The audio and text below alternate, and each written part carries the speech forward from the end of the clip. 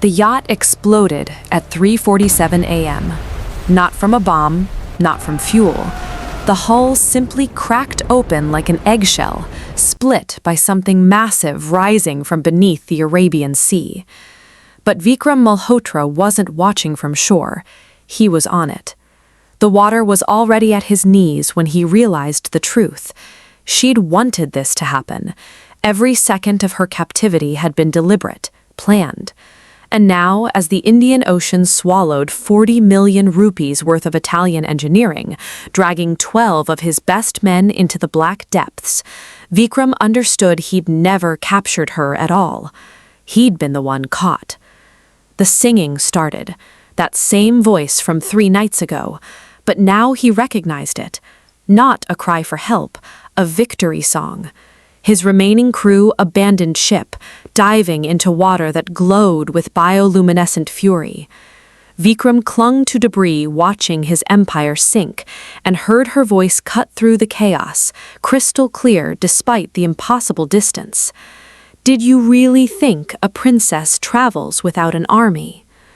Then the ocean pulled him under. 96 hours earlier. Vikram Malhotra didn't believe in fate. He believed in leverage. Which is why he stood on the deck of the Leviathan at 2 a.m., watching his smuggling operation unfold with the precision of a military strike. Diamonds from Mozambique, hidden in frozen kingfish, about to make him another 100 crore richer. The Malhotra syndicate owned every smuggling route from Goa to Lakshadweep. Politicians, police, Coast Guard, all bought and paid for. But tonight felt different. "Boss, there's something on sonar." Rajan, his operations chief, looked genuinely unsettled. "Big, following us for the last 20 minutes. Vikram checked his Rolex. Right on schedule. "Whale, submarine, I don't care. Focus on the shipment." "Sir, it's matching our speed exactly, and there are more. Dozens. The ship lurched violently upward, sending men sprawling. When Vikram regained his footing, he saw it. A hand breaking the surface. Pearl-white skin, webbed fingers. Too elegant to be human, too animal to be deliberate. His mind didn't race to mythology, it raced to profit. "Get the nets," he said, quietly, deadly. "Whatever that is, it's worth more than the diamonds." What happened next changed everything. They surfaced in a ring, dozens of them, female forms with impossible beauty, dark hair floating on moonlit water, eyes that reflected silver. They were singing, and 3 of his men immediately tried to jump overboard, faces slack with rapture. Vikram shot the deck at their feet. The crack of the gun broke whatever spell held them. The singing stopped. One swam closer, younger than the others, bolder. She tilted her head, studying his ship with eyes that held no fear, only calculation. "Now," Vikram ordered. The weighted nets flew. She didn't dodge. That was the first thing he should have noticed. She simply turned, let the net tangle around her, and as his men hauled her aboard, thrashing and screaming, the other creatures vanished without a fight. No rescue attempt, no attack. Just gone. On deck, she was impossible. Human torso, powerful tail covered in scales that shifted between midnight blue and silver, high cheekbones, full lips, eyes like dark oceans that seemed to catalog every detail of his ship, his weapons, his crew. A mermaid, real, bleeding on his deck from where the cables cut her skin. Vikram had built his empire on reading people. This creature was afraid, but not of capture. She was afraid of something else, something he couldn't see. Triple reinforced tank, glass, locks. No one touches her. As they dragged her toward the hold, she spoke, accented but perfect Hindi. "You're smarter than you look, surface dweller." Vikram stopped. "What?" Most would have tried to sell me immediately, But you want to understand what you've caught first. Good. Intelligence will help you when they come. Who? Everyone who wants me dead, and everyone who wants me alive. You've just made yourself the most important target in the Arabian Sea. Congratulations. Is that a threat? It's a fact. You have 3 days. If I'm not released before the third moonrise, the ocean will come for you. But honestly, she laughed, a sound like breaking waves, I'm hoping you keep me longer. This will be so much more interesting if you do.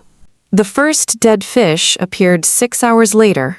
Not thousands, just one. A great white shark, 12 feet long, washed up on Juhu Beach with its heart surgically removed. No other injuries, no explanation. Just a missing heart and a body arranged in perfect position, head pointed directly at Vikram's Mumbai penthouse. He got the photo from his beach patrol team along with a message. Local fishermen are calling it a warning. Vikram deleted the message. Warnings were for people who scared easily. His phone buzzed. Unknown international number. Mr. Malhotra? American accent, male, confident. My name is Dr. Marcus Webb. I represent certain private collectors who are very interested in your recent acquisition. We're prepared to offer 50 million USD, cash, today. How did you... We have satellites, Mr. Malhotra. We've been tracking unusual marine activity along the Indian coast for 3 years. When your operation netted a specimen matching our parameters, we were alerted immediately. A pause. I should mention you're not the first to capture one, but you're the first to keep one alive longer than 18 hours. That's impressive. Something cold settled in Vikram's stomach. What happened to the others? Difficult to say. The facilities were destroyed, completely, as if the ocean simply reclaimed them. Webb's voice remained clinical. Which is why we're offering so much money, and why we recommend immediate transfer to our secure research station in international waters, for everyone's safety. I'll think about it.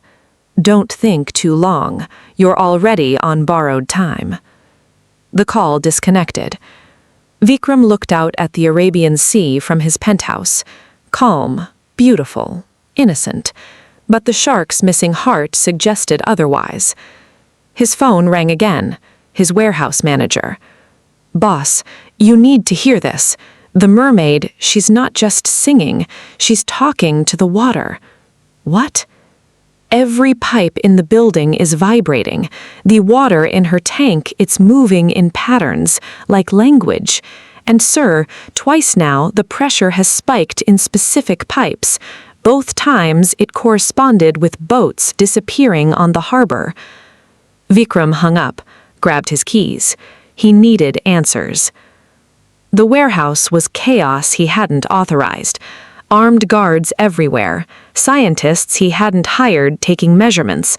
Video equipment pointed at the central tank where she floated, eyes closed, completely still. Who the hell are you? Vikram demanded. A woman turned, Indian but educated abroad based on her accent.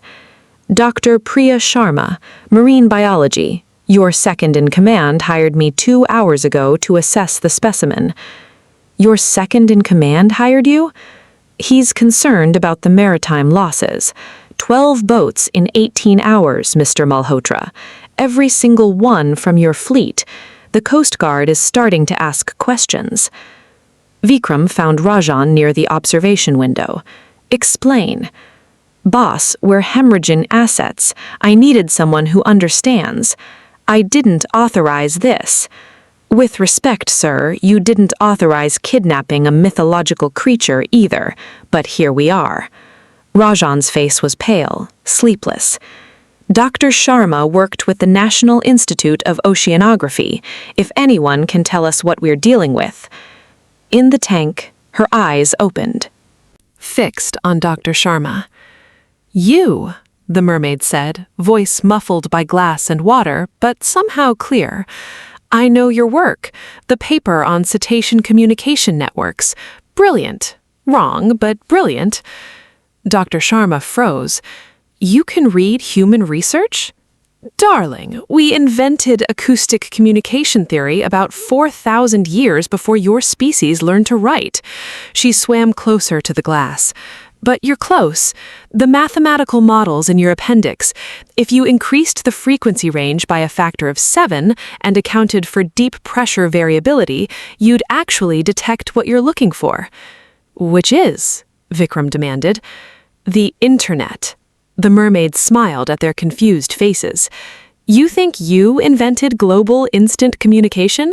We've had it since before the Indus Valley civilization. Every ocean, every sea, every molecule of water carries information. And right now, I'm telling everyone exactly where I am and who took me. Dr. Sharma pulled out a tablet, began typing frantically. Don't, the mermaid warned. If you adjust your equipment to detect our frequencies, you'll hear things that will drive you mad. Your human minds aren't built for that much data flow. Why are you telling us this? Vikram demanded. Because I'm bored, and because she glanced at nothing, somehow tracking time. 47 hours, it won't matter what you know. The third moonrise. Oh, you've been counting. Good. Yes, though between you and me, she lowered her voice conspiratorially, that deadline is flexible. Ceremonial, really. My father's dramatic, loves tradition, but the truly dangerous ones, they don't wait for moonrises. Who? My suitors. She said it casually, like discussing weather. See, I'm unmarried, youngest daughter of the Dakshin Samudra court, which makes me quite the prize. There are at least 7 princes from various ocean kingdoms who've been trying to court me for decades. Some are sweet, others are, she paused, possessive, violent, the kind who might interpret my capture as an opportunity to prove their worth by slaughtering everyone involved and rescuing me. Vikram felt the floor tilt. You're saying multiple kingdoms might attack? Oh, definitely. Plus, the mercenary clans who will want to ransom me, the old guard traditionalists who will want to make an example of you, the radical factions who see this as proof that surface dwellers are irredeemable and should be drowned wholesale. She counted on webbed fingers. Then there's my father's official military response, which will be measured and political. And of course, there's what I might do. Silence. You? Dr. Sharma whispered. The mermaid's smile could freeze blood. Did you think I was helpless? I'm in a glass tank in a warehouse surrounded by armed men, yes. But darling, water flows everywhere. Through your pipes, in your bodies, in the moisture in the air you breathe. I am never not connected to my element. I've been mapping this facility since I arrived. I know where every exit is, where every weapon is stored, where every one of you sleeps. She pressed a hand to the glass. Hairline cracks appeared. I could leave whenever I want. But this, she gestured around, this is interesting. I've never been studied by surface dwellers before. Never seen your world from this angle. And I'm curious how far you'll go before survival instinct overrides greed. The cracks spread. So here's my offer, Vikram Malhotra. Keep me here. Ignore all warnings. Let the chaos build. See how much power you really have when the ocean decides you've gone too far. Her eyes glittered. Or release me now. Apologize. And maybe I convince my father to show mercy. Why would you give me a choice? Because I want to see what you choose. You're a predator, Mr. Malhotra. So am I. I respect that. But there's a difference between us. What? You're an apex predator in a small pond. I'm from the place where apex predators go to die. She leaned back, floating effortlessly. You have 36 hours. Choose wisely. Vikram didn't sleep. He called every contact he had: military, intelligence, marine biology, mythology experts. The answers were all variations of the same theme. No one knows what happens when you anger ancient oceanic forces, because no one survives long enough to document it. Then the rival gangs started moving. The Patel syndicate hit one of his warehouses. The Shetty brothers undercut his diamond pricing. Word was spreading. Vikram Malhotra had lost control. Something had him spooked. By dawn, he'd lost 20% of his territory. His phone rang. The American again. "Mr. Malhotra, our offer has increased to 75 million, but we need to move now. Our satellite imagery shows unusual oceanic thermal patterns converging on Mumbai. Whatever's coming, it's big." "You can see them?" "We can see something. Heat signatures that don't match any known marine life. Hundreds of them. They'll arrive in approximately 24 hours. Webb paused. "We have a helicopter standing by. We can extract both you and the specimen within an hour." "And go where?" "Somewhere landlocked. Somewhere safe." Vikram laughed bitterly. "You think distance matters? She said water is everywhere. In pipes, in bodies, in the air." "That's mythological thinking, Mr. Malhotra. We're talking about biological entities, however unusual. They require salt water, ocean pressure, specific—" A scream echoed through Vikram's phone, distant but audible. "Dr. Webb?" More screaming, the sound of shattering glass, then gurgling, as if someone was drowning on dry land. The line went dead. Vikram called back. No answer. He tried 3 more times. Nothing. 20 minutes later, his intelligence network sent him a news alert. Entire oceanographic research station in Maldives mysteriously flooded. All personnel missing. Authorities investigating. The same facility Webb had called from. Vikram grabbed his gun, left his penthouse, drove to the warehouse at speeds that should have killed him. He arrived to find Dr. Sharma pacing outside, tablet in hand, face pale. "I adjusted the sensors," she said without preamble, like she suggested. "I shouldn't have. Mr. Malhotra, the ocean is full, not of water, of signals, communication. There's cities down there, civilizations. They've been talking this entire time, and we never knew because we weren't listening to the right frequencies." "Show me." She pulled up a spectrograph. The screen was a mess of overlapping waveforms, patterns too complex to be natural. "This is the Arabian Sea right now. Every signal is different languages, different sources, but they're all saying the same thing." She looked at him. "They're saying a name, Meera, over and over, and they're getting closer." "How close?" "They'll be here by midnight." Vikram checked his watch. 14 hours. He entered the warehouse, walked directly to the tank. Meera was awake, watching him with those unsettling eyes. "You knew about the research station, about Webb." "Dr. Marcus Webb was a colleague of mine, in a sense. We'd been communicating for years. He thought he was studying mysterious marine signals. Actually, I was teaching him, leading him towards certain discoveries." She tilted her head. "He was useful, until he tried to buy me. Then he became a liability." "You had him killed." "I had him drowned in his own laboratory, yes. The water came up through the drains. Very poetic." No remorse in her voice. None. "He was planning to dissect me, Mr. Malhotra, to study how my vocal cords produce certain frequencies, to harvest my genetic material. Did you think I'd allow that?" "How did you—" "I told you, water is everywhere. I've been communicating since the moment you caught me. Every drop, every molecule carries my voice. My father knows where I am. So does every kingdom, every guardian, every creature that owes allegiance to my house. The only question is who arrives first. Vikram felt reality tilting.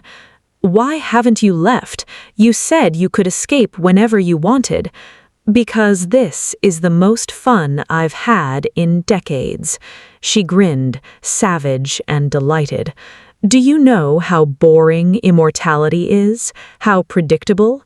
Humans are messy, chaotic, fascinating. I want to see how this plays out. Will you run? Will you fight? Will you try to weaponize me? Every choice you make is more interesting than another century of formal court dinners with suitors who only want me for political alliances. You're insane. I'm bored. There's a difference. She swam in a lazy circle. But I'll give you credit. You haven't tried to hurt me. Most humans would have. They'd have tried torture, experimentation, violence. You've been almost in your own criminal way. I'm a businessman. You're an asset. See? Honest. I appreciate that. She studied him carefully. Want to know a secret? Despite everything, Vikram leaned closer. What? My father doesn't want war. He's ancient, tired, trying desperately to maintain treaties that keep our worlds separate. If he could avoid this confrontation, he would. The traditional response, 3 days, ceremonial rescue, measured force. It's designed to give you time to make the right choice. Her voice dropped. But there are others coming who don't care about diplomacy. The northern kingdoms think my father is weak. They'd love an excuse for war. And my ex-suitor, Arjun, he's leading a raiding party that will arrive in about 6 hours. He'll kill you, kill everyone here, burn Mumbai to ash if necessary, and claim it was rescue. Then he'll drag me back and force a marriage alliance that gives him access to the southern territories. You're telling me this because Arjun is an abusive psychopath, and I'd rather be in your custody than his. Strange, isn't it? You kidnapped me, but given the choice between you and him, I choose you. She pressed both hands to the glass. So here's the deal. Help me kill Arjun when he arrives. Prove you're not just another predator, but someone with actual principles. Do that, and when my father arrives, I'll tell him you were protecting me, that you deserve mercy. And if I don't? Then Arjun kills everyone, takes me, starts a war between kingdoms that will turn the Indian Ocean into a graveyard, and your species gets caught in the crossfire. Millions dead, coastlines destroyed, the end of surface world ignorance about what lives below. Vikram laughed, couldn't help it. You're asking me to fight an underwater prince to save the woman I kidnapped. Life is ironic like that. How do I even fight something from the deep?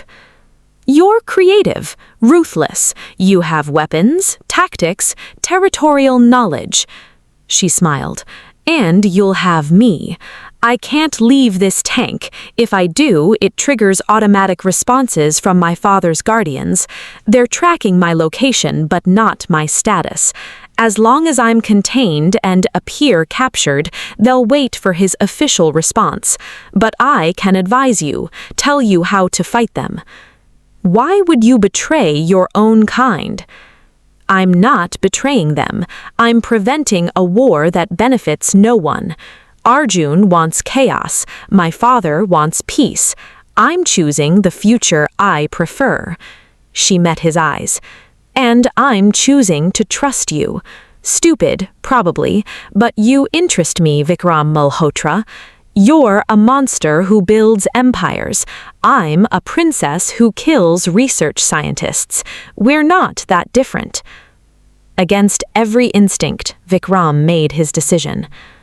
Tell me how to kill a prince. Her smile was radiant and terrible. Finally, this is going to be fun. 6 hours later, the attack came from below. Vikram had fortified the warehouse, reinforced doors, armed every man, positioned explosives at strategic points. Dr. Sharma monitored the sensors, tracking the approaching thermal signatures. "They're here," she whispered. 20 signatures, moving fast. They're not even trying to hide. Through the warehouse's reinforced windows, Vikram saw the Mumbai Harbor begin to glow, bioluminescent trails in the water, converging on their location. Then they rose. Not merfolk, monsters. Armored soldiers riding creatures that looked like they'd evolved in hell. Massive eels with teeth like swords. Sharks with armor plating. Things that had no name in any language Vikram spoke. Leading them was a male mermaid who could only be Arjun. He was beautiful and terrifying. Scales of deep crimson and gold, body muscled like a warrior, carrying a trident that crackled with some kind of bioelectric energy. His face was cruel perfection, eyes scanning the warehouse with predatory focus. He spotted the tank, spotted Meera. His smile was possessive, hungry. "Meera," his voice boomed across the water. "I've come for you, beloved." In the tank, Meera's expression was pure disgust. "See what I mean? Psychopath!" Vikram activated his comm system. "All units, weapons free." The battle was chaos. His men opened fire, bullets mostly useless against armored scales and thick hide. But the heavier weapons, harpoons, explosives, industrial chemicals, those did damage. 2 of the monsters went down. 3 soldiers fell back, bleeding from wounds that glowed strangely in the dark. But Arjun's forces were overwhelming. They adapted instantly, using the harbor water itself as a weapon, sending waves that smashed through warehouse windows, flooding the lower levels. "He's heading for the tank!" Dr. Sharma screamed. Vikram ran, dodging debris and drowning men, reaching the central chamber just as Arjun burst through the reinforced door. Water followed him, unnatural, controlled, forming a sphere around his body that moved with him like armor. "You," Arjun snarled at Vikram, "surface scum who dared touch what's mine."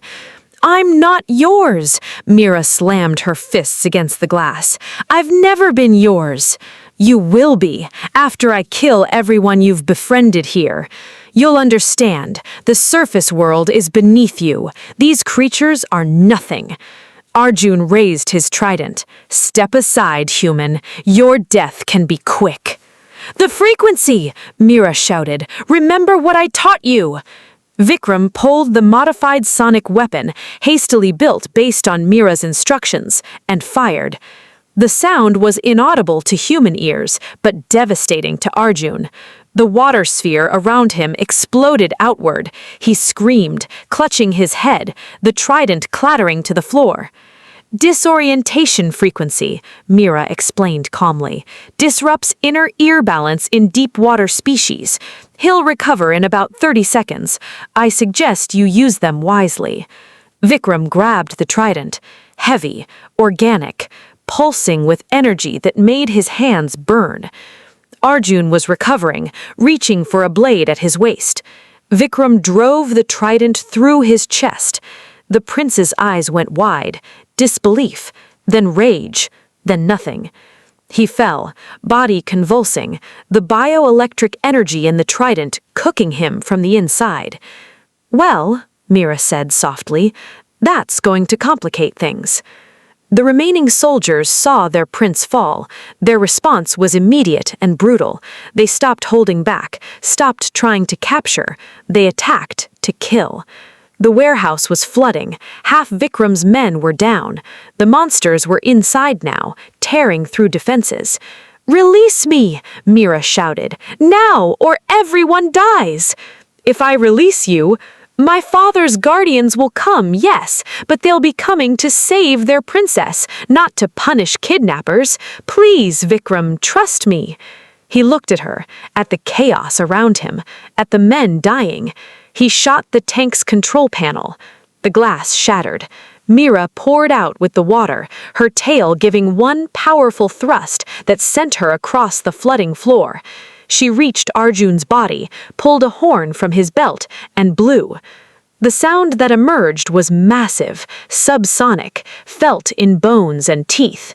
The attacking soldiers froze, then fled. Within seconds, they were gone, dragging their dead, disappearing into the harbor water. Silence, except for alarms and rushing water.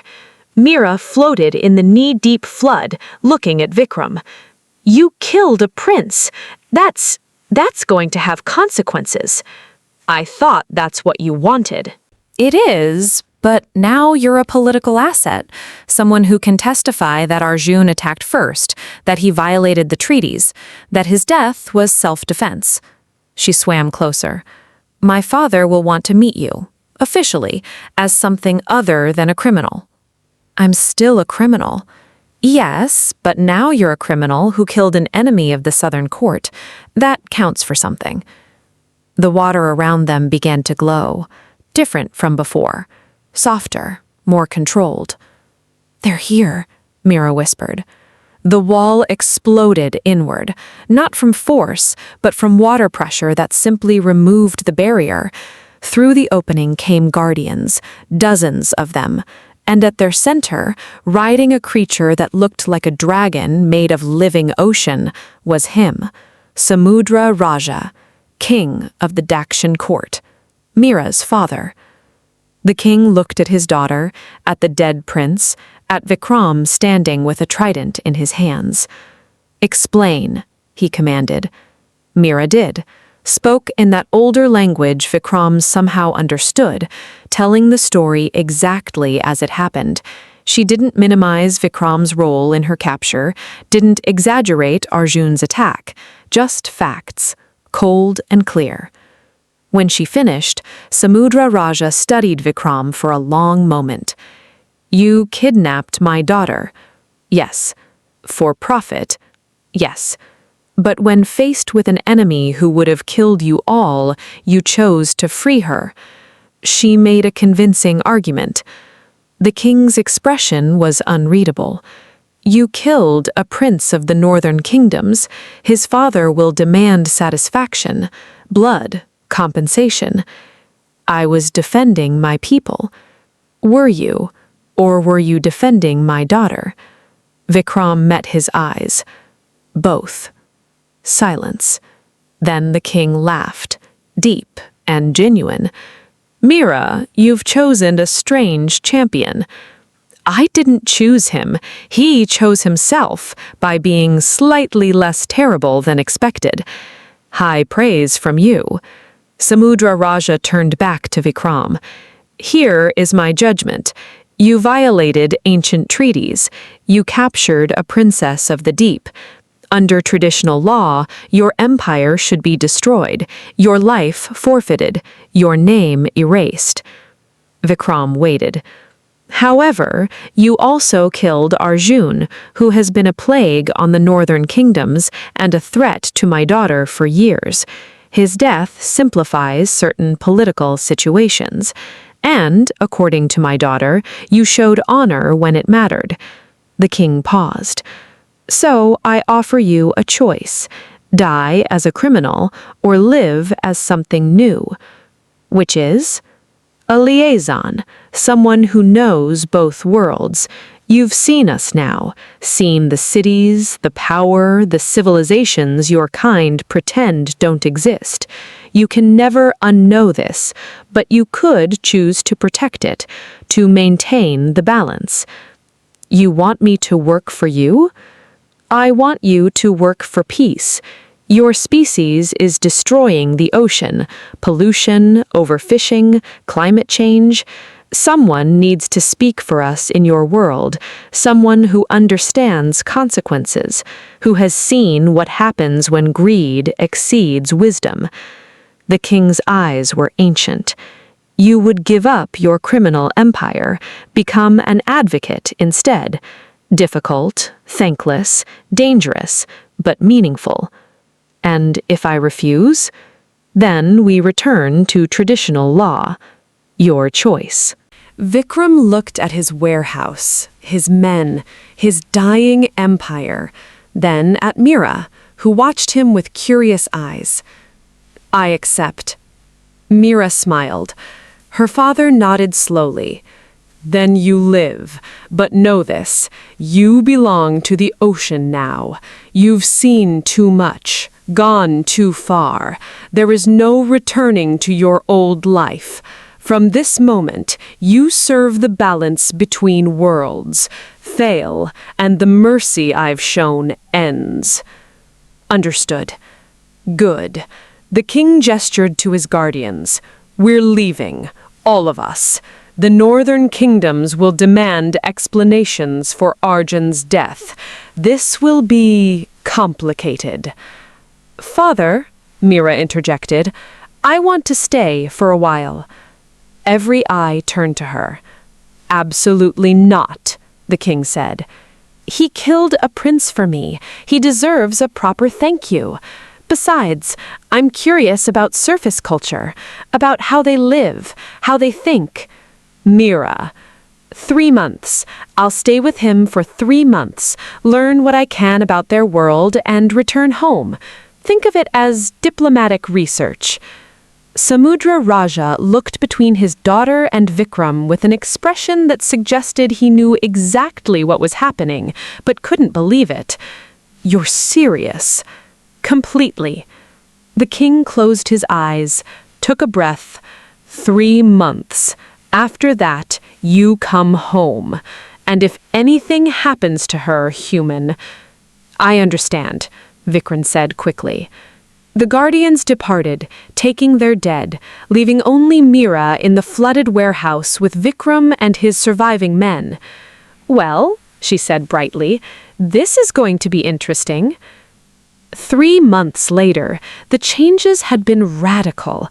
Vikram dissolved his smuggling operations, turned state's witness against rival gangs, used his remaining wealth to fund marine conservation programs, started speaking publicly about environmental activism, becoming, improbably, a voice for environmental activism. Some called him a reformed criminal, others a traitor to his own kind. But the fishermen knew better.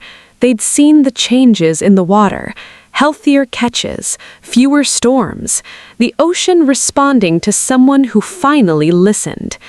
Meera had been his guide, teaching him about underwater kingdoms, showing him, via carefully controlled visions through water, the civilizations that lived beneath the waves.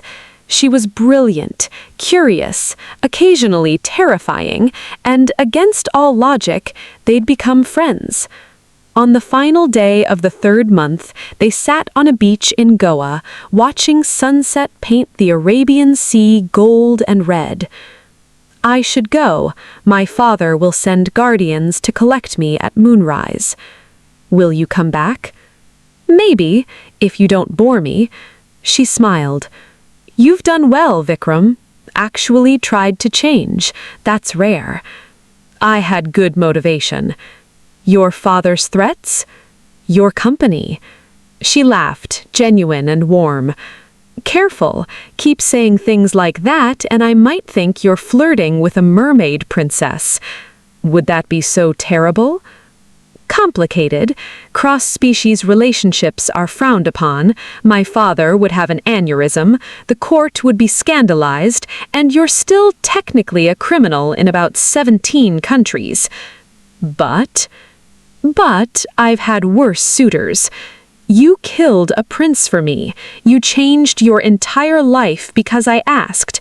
You've spent 3 months learning about ocean conservation like your survival depended on it. It does. I know. That's what makes you interesting. She moved closer.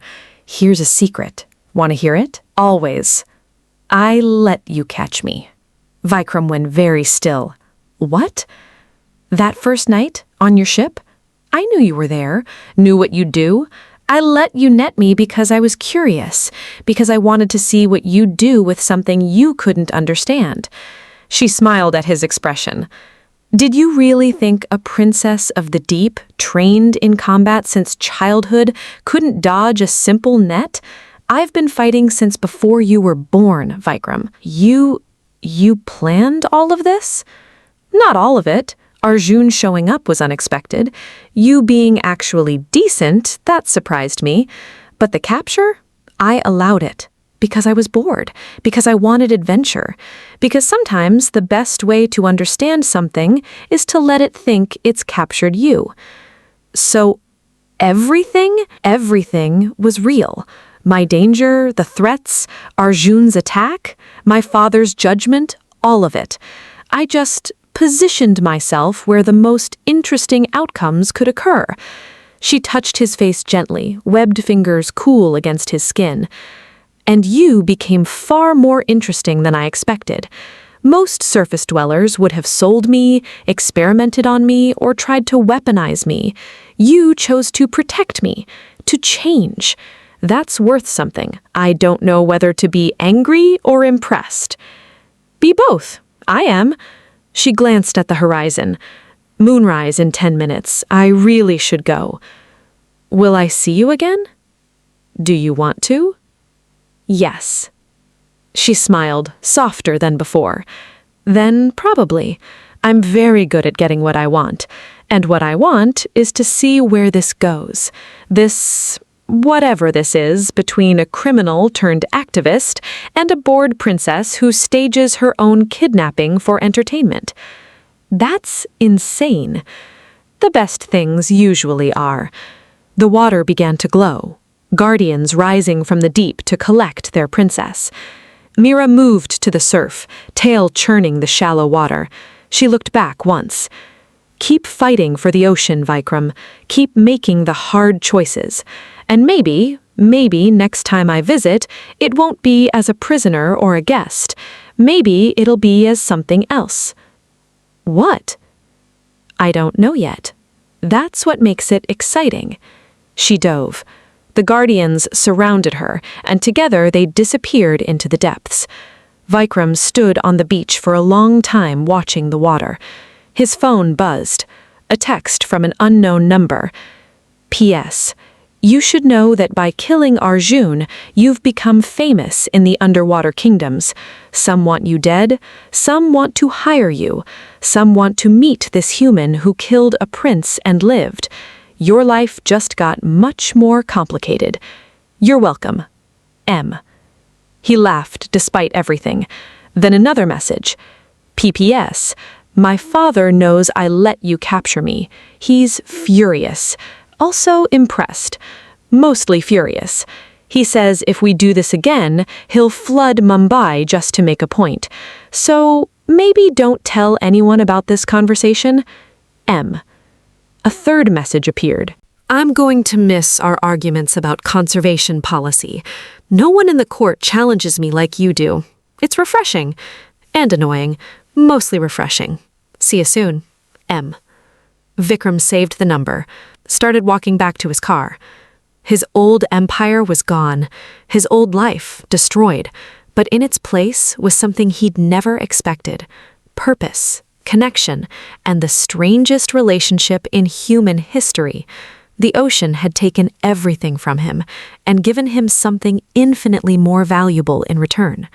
Behind him, if he'd been listening carefully, he might have heard singing, distant and beautiful, a promise and a threat and a goodbye.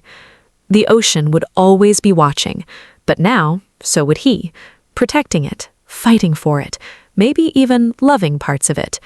The future was uncertain, dangerous, full of underwater politics and ancient kingdoms and creatures that defied belief.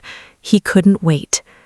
5 years later, Vikram's environmental organization had saved 12 major reef systems and stopped 40 illegal fishing operations. He was speaking at the UN when his phone buzzed with a message that made his heart stop. Emergency, Mumbai Harbor, come alone, M. He left mid-speech, chartered a helicopter, landed on the beach by midnight. Meera was there, but she looked wrong, injured, blood in the water around her. What happened? War. Between kingdoms. The northern court blamed my father for Arjun's death. It's been building for years and finally broke. They attacked our city 3 days ago. We're losing. She grabbed his hand. I need your help. How can I possibly? You know both worlds. You understand tactics, weapons, surface technology that could turn the tide. My father is too proud to ask, but I'm not. Please, Vikram, help us. He should have said no, should have stayed neutral, should have protected his own species. Instead, he said, "Tell me what you need." Her smile was fierce and grateful, and in that moment, Vikram understood the final truth. He'd never been caught in her net. He'd walked into it willingly, and he'd do it again. "Come with me," Meera said. "See the cities, meet the courts, join the fight." "I can't breathe underwater." "I know a scientist who's been working on that problem. Dr. Sharma says hi, by the way. She's been collaborating with our healers for the last 3 years. Priya is working with merfolk? The best people always find each other. Meera pulled him toward the water. "So what do you say? Ready for the biggest adventure of your life?" Vikram looked at the ocean, at the woman who'd orchestrated her own capture just to cure her boredom, and the impossible future stretching before him. "Let's go." They dove together, and the ocean, ancient and patient and full of secrets, welcomed him home. Because Vikram Malhotra had learned the most important lesson. Some things are worth drowning for, and some things are worth learning to breathe underwater. The end. Or was it the beginning? Please like and subscribe.